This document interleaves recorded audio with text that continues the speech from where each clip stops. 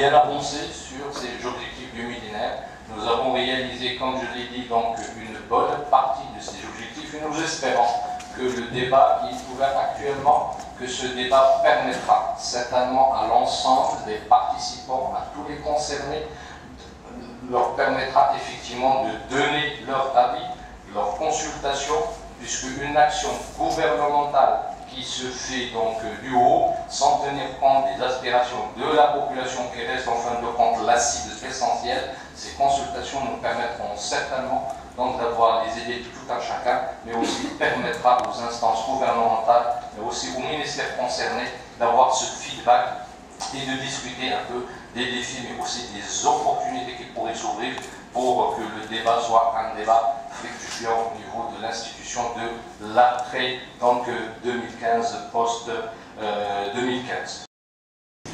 Les Marocains s'expriment sur l'avenir que nous voulons. Il est certain que l'avenir que nous voulons, c'est un slogan des Nations Unies.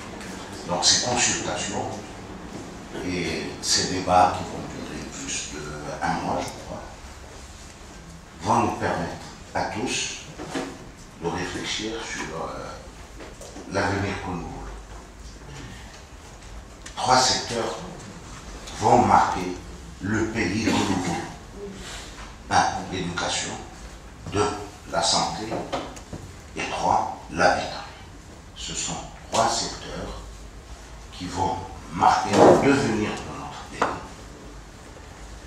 Et ce sont 3 secteurs où on met et on injecte des investissements et qu'il ne faut pas s'attendre à un retour d'investissement.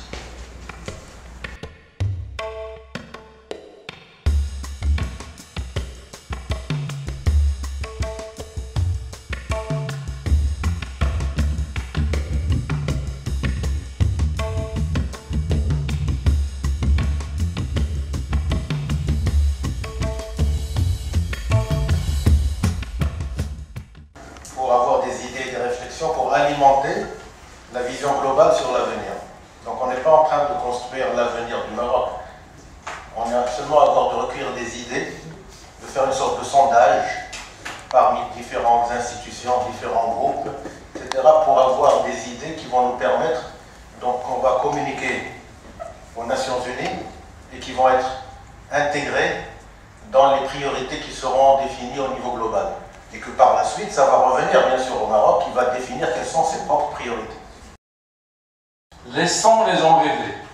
On a assez de données, de statistiques. L'idée des consultations, c'est de permettre aux gens de rêver sans biaiser les rêves, sans les déranger avec nos technicités, nos jargons, etc.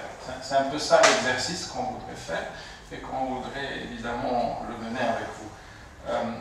C'est vrai que l'ambition, en fait, quand on voit le schéma du nombre de consultations, elles sont au nombre de 6, les consultations qu'on voudrait faire, et je l'espère, le maximum hors de Rabat, vont être co-organisées avec les partenaires, et je suis ravi de voir des engagements en fait se faire et des offres d'appui par rapport aux départements concernés. Quels sont les moyens et la manière d'atteindre certains groupes, comme par exemple les transhumants, qui sont installés. Donc, on peut se baser sur le travail de quelques ONG, mais aussi on peut utiliser les services des prédicatrices, surtout pour le monde rural. Mais ce qu'on se demande maintenant, c'est que oui, on a des acquis. Mais qu'est-ce qu'on veut rêver pour demain, après 2015 ?